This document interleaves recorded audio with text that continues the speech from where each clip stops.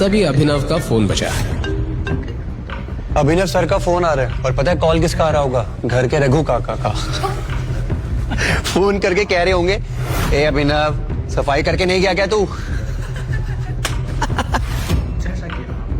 तो क्या बोलता है फिर?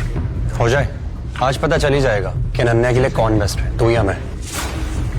अभिनव अभी भी मौका है, मना कर दो। अभिनय जीजू, क्या तुम्हारे अंदर हिम्मत नहीं राज से कंपटीशन करने की? अभिनव को अब गुस्सा आ गया और उसने बोला, मैं बॉक्सिंग करूंगा।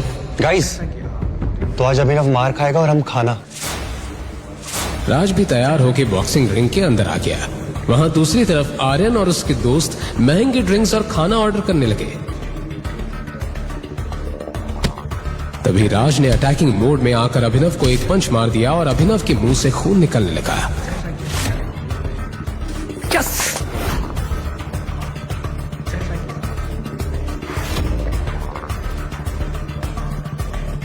इसके बाद लगातार राज अभिनव को पंच मारता रहा और उसे हाथ उठाने का मौका ही नहीं दिया। और सभी को ये लग रहा था कि अब तो अभिनव का काम तमाम हो जाएगा कि तभी अभिनव नीचे गिर गया। बस करो अभिनव, हार मान जाओ और बाहर आओ अभी। अनन्या के इतने कहते ही बॉक्सिंग रिंग के बाहर रखा अभिनव का फोन बजने लगा।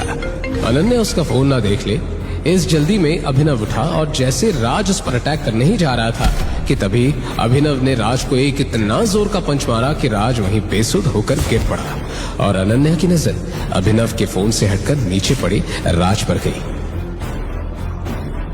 बॉक्सिंग चैंपियन राज को अभिनव ने एक ही झटके में गिरा दिया। ऐसा पंच तो कोई प्रोफेशनल खिलाड़ी ही मार सकता है। ये अभिनव जरूर कुछ छिपा रहा है। तभी अभिनव बाहर आया और अपने फोन को उठाकर उसने रख लिया। कोई बात नहीं राज, अगर उसने तुझे यहाँ हरा दिया तो टेंशन मत ले। हमने बिल इतना ज्यादा बढ़वा दिया कि उसकी 7 जन्म भी ये बिल पे नहीं कर पाएगी। सर ये रहा आपका बिल, 5,40,000। क्या? कोई बात नहीं, हमारे अभिनव साहब है ना, वो सबका बिल देंगे। पर तभी अभिनव को देखकर वो वेटर थोड़ा कंफ्यूज हो गया। उसके कपड़ों से उसने उसे तुरंत जज कर लिया था। सर रिसेप्शन में आइए प्लीज। ध्यान रखना कहीं ये भाग न जाए। अब सबकी नजरें उस वेटर पर थी। अनन्या घबराहट में पसीना पसीना हो रही थी कि आज राज न जाने उसके साथ क्या करेगा। इसके बाद जैसे ही वेटर ने अभिनव के हाथ से काट लिया और स्वाइप किया तो उसके चेहरे का रंग बिल्कुल उड़ गया। क्या हुआ? अभिनव के कार्ड में बिल्कुल भी पैसे नहीं है क्या? इसके कार्ड में पैसे नहीं है तो बता दो ना, इसकी इज्जत की चिंता मत करो। यहाँ अनन्या के चेहरे पर रंग उड़ता जा रहा था क्योंकि अभिनव ने पैसे नहीं दिए तो राज आज अपनी सारी भड़ास उस पर निकाल लेगा। आखिर बात क्या है? क्या इनके पास बिल्कुल ही पैसे नहीं है? इससे पहले कि वेटर कुछ कह पाता, अचानक होटल के मेन डोर पर कुछ Z+ सिक्योरिटी गार्ड्स आ गए और सबका ध्यान उस तरफ चला गया। लगता है कोई सेलिब्रिटी आ गया। ओह माय गॉड, ये तो मिस्टर दिग्पाल है, अकरम सर के भी बॉस। जानते हो, इनसे मिलने के लिए सालों इंतजार करना पड़ता है। जिस कंपनी में मैं मैनेजर हूँ उसी कंपनी में इन्होंने इन्वेस्ट किया है। आज तो मैंने भगवान के दर्शन कर लिए। मिस्टर दिग्पाल ने अभिनव को पहचान लिया। तुम यहाँ क्या कर रहे हो? मिस्टर दिग्पाल ने अभिनव की तरफ देखा और सबको लग रहा था कि वो उनकी तरफ देख रहे हैं कि तभी राज आगे बढ़ा। अभिनव ने मिस्टर दिग्पाल को इग्नोर किया और मेन गेट की ओर चल दिया कि तभी मिस्टर दिग्पाल ने होटल के मैनेजर से कहा, मैनेजर, इसका और सबका बिल मेरे अकाउंट में ट्रांसफर कर देना। ये कहकर मिस्टर दिग्पाल अपने रूम में चले गए। 1 मिनट में इतना सब हो गया कि किसी को कुछ समझ नहीं आया। ये मिस्टर दिग्पाल ने पी रखी है क्या? शायद ये अभिनव को कुछ और समझ बैठे। ए अभिनव, पैसे तो मिस्टर दिग्पाल ने दिए ना, तो शर्त तो मैं जीता। तू कहाँ जा रहा है? और इस हिसाब से तो अनन्या मेरी हुई। और आज रात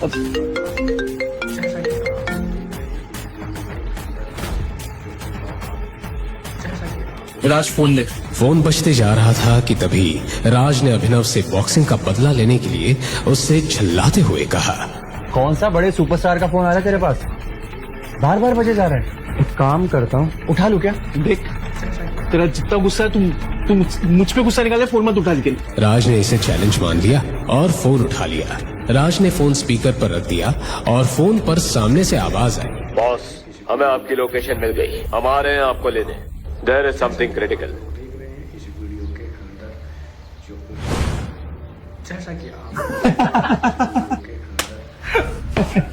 हमें किसी रिक्शे वाले किसी कैब वाले का फोन था और वो अपने आप को कॉन्वॉय समझ रहा है। अनन्या को भी ये देखते हुए मजा आ रहा था, पर तभी हुआ ऐसा कुछ कि सभी की बोलती बंद हो गई।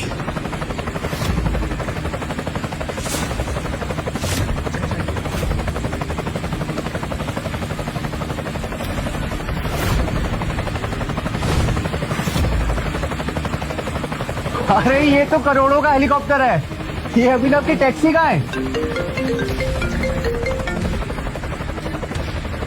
इसके बाद अभिनव ने फोन पर कुछ कहा और हेलीकॉप्टर वहां से चली गई। तुरंत एक टैक्सी आकर अभिनव के सामने खड़ी हो गई।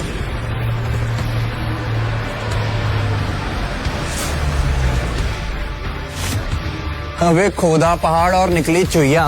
वही मैं कहूँ, इतने महंगे हेलीकॉप्टर में ये बैठेगा। देख टैक्सी आ गई इसकी। पर दुबई से बार बार आ रहे फोन और ये महंगी कार्स और हेलीकॉप्टर एक ऐसा राज खुलने वाले हैं जिसे जानकर आपके ही रोंगटे खड़े हो जाएंगे। अभिनव जल्दी से टैक्सी में बैठकर जाने लगा कि तभी राज और बाकी लोगों को अभिनव पर शक होता है। गाइस, वैसे किसी को पता है क्या कि वो अपनी बीवी को यहाँ खंडाला में छोड़ करके कहाँ और किससे मिलने के लिए गया है?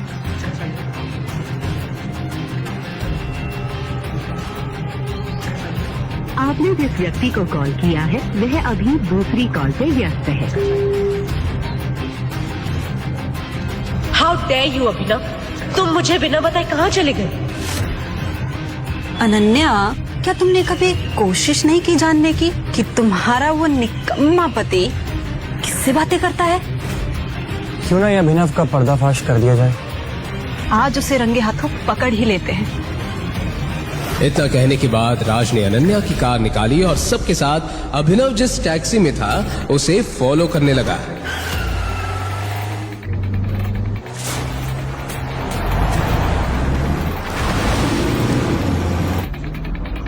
रात जल्दी चलाओ ना। अभिनव, आज ना मैं तेरी पोल खोल कर रहूंगा, तू कहाँ जाता है और क्या क्या कांड करता है। राज और सबको लग रहा था कि आज अभिनव की असलियत सामने लाकर उसका मजाक उड़ाएंगे,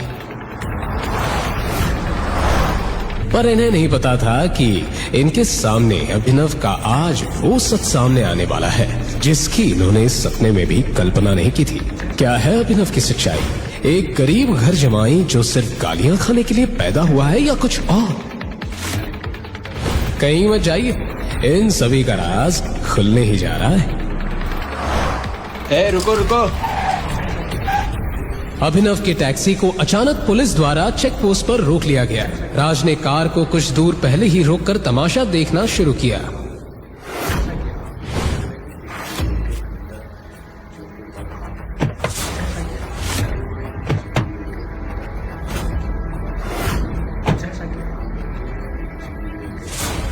पुलिस इंस्पेक्टर अभिनव को बाहर उतारकर चेक करने लगा। तलाशी करने पर पुलिस को अभिनव के पास से एक गन मिली। गन देखते ही पुलिस इंस्पेक्टर ने अभिनव से कहा, क्या ये?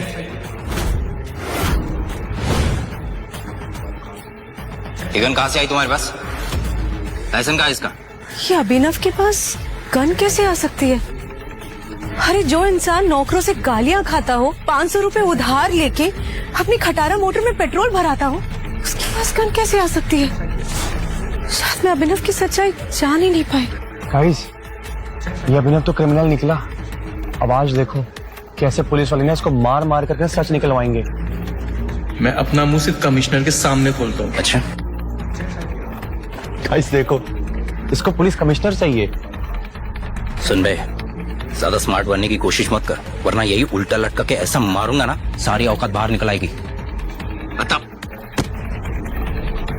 जो घर के नौकरों से भी डांटा जाता था, उसने आज पुलिस वाले का हाथ पकड़ लिया था। हाथ छोड़, मैं तो ऐसा तोड़ूंगा ना तुझे लाठी से।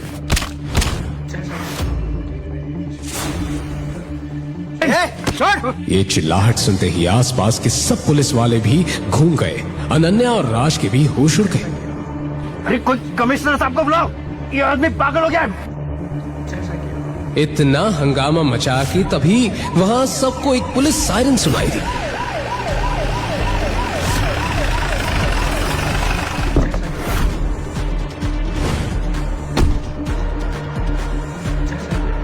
ये क्या तमाशा है? सर,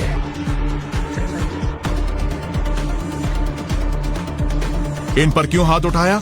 कमिश्नर को देखते ही सबके चेहरे सफेद पड़ गए और जिस अभिनव को अभी तक बेइज्जती मिल रही थी उसके सामने अब पुलिस भी खड़ी कांप रही थी।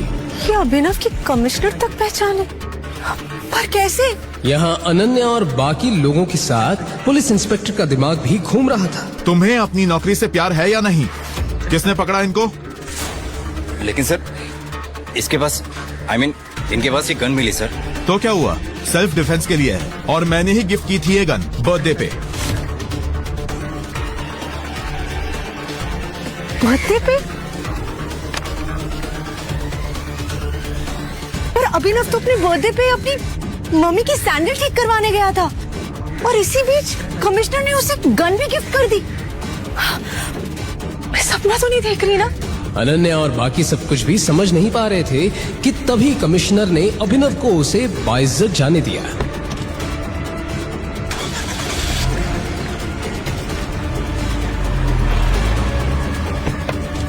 पर जैसे ही राज अभिनव का पीछा करने के लिए कार में जाने लगा तभी पुलिस इंस्पेक्टर ने उसे रोक दिया।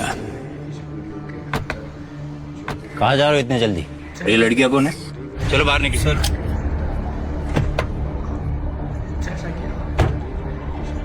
सर वो हम अभिनव जी के साथ है, तो वो जहाँ जा रहे हैं हम भी वही जा रहे हैं। अच्छा ठीक है, तुम लोग जाओ।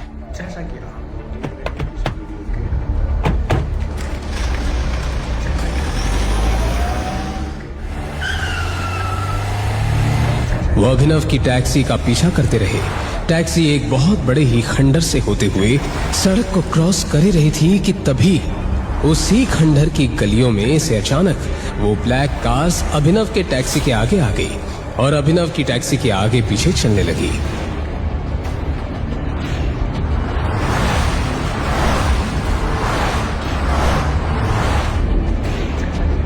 तभी वो 3 ब्लैक कार अभिनव के टैक्सी के साथ चलने लगी।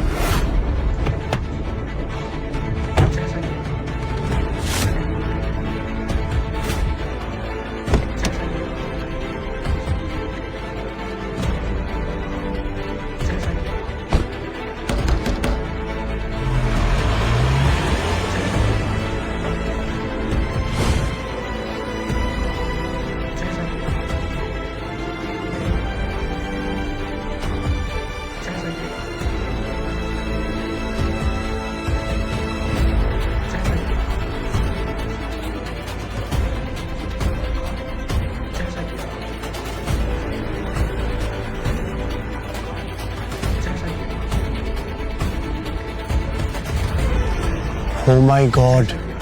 क्या है अभिनव का दुबई से कनेक्शन और क्यों आ रहा था अभिनव को दुबई से कॉल? गरीब डिलीवरी बॉय अभिनव की बरसों पुरानी गर्लफ्रेंड ने उसे एक रईसजादे के लिए छोड़ दिया। फिर क्या था? प्यार में हारा अभिनव बेचारा दारू पीकर चढ़ गया जमीन से 50 फीट ऊपर बिल्डिंग के टेरेस पर। मैं दुनिया छोड़ के जा रहा हूँ, मुझे तो तुम्हारे धोखे नहीं मार दिया। तुम खुश रहना उस रईसजादे के साथ। मैं चला। वो मजनू तो जान देने को तैयार था, मगर किस्मत को कुछ और ही मंजूर था। अचानक अभिनव नीचे गिर गया, मगर वो गिरा भी तो कहां।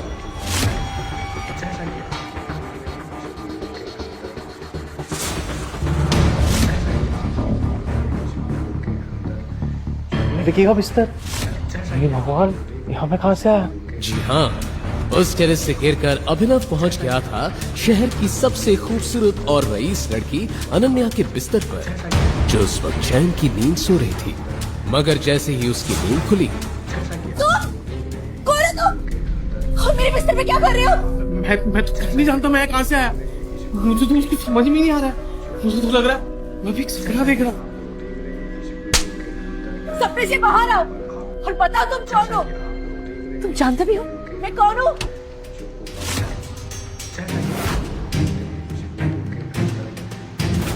ओह माय गॉड, ये सब क्या चल रहा है बहना? ये भिखारी तुम्हारे बेडरूम में क्या कर रहा है?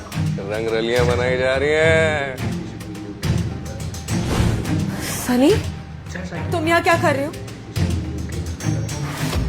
वैसे सवाल तो मुझे करना चाहिए बहना, ये फटेहाल सा बंदा तुम्हारे बेडरूम में क्या कर रहा है? देखो भाई, मुझे तो खुद भी नहीं मालूम यहाँ कैसे आया। मुझे सिर्फ इतना है कि मैं टेरेस पे था। फिर चुप करो, अभी पुलिस आएगी ना तो सारी सच उगलवाएगी तुमसे। ना ना ना बहना, पुलिस से कुछ ना कहना। शायद भूल रही हो आप सिंह परिवार की मर्यादा। सिंह परिवार के सारे फैसले एक इंसान लेता है, द ग्रेट किंग हरदेवपाल सिंह, यानी कि हमारे पूजनीय दादाजी। दादाजी का नाम सुनते ही अनन्या के माथे पर पसीना आ गया।